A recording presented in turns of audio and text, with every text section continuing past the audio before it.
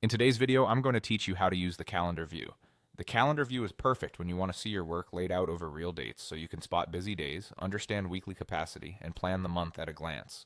We'll keep it simple and walk through exactly how to open it, choose the right date information, and switch between day, week, and month layouts. First, open your board. This is the workspace where your items or tasks already live, along with their columns. Make sure you're in the specific board that holds the projects you want to schedule, so the calendar reflects the right data. Once the board is open and visible, you're ready to add the calendar view. Next, click the plus Add View button and select Calendar. Depending on your layout, this button typically appears near the top of the board, alongside other view options. When you pick Calendar, the system creates a new view of the same board data, but arranged on a calendar grid. Nothing in your board changes, you're just switching how it's displayed, which makes it easy to move between views without losing context. After that, select the Date or Timeline column to display. The Date column places each item on a single day, like a due date or event date.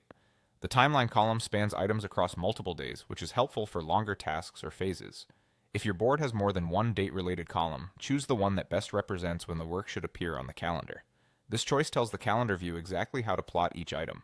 Finally, view tasks by day, week, or month. Use the on-screen toggles to switch between these layouts.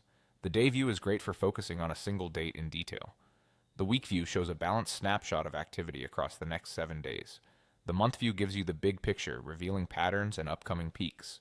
You can navigate forward or backward in time to review previous periods or plan ahead, and the calendar will recenter as needed so you always know where you are. That's it.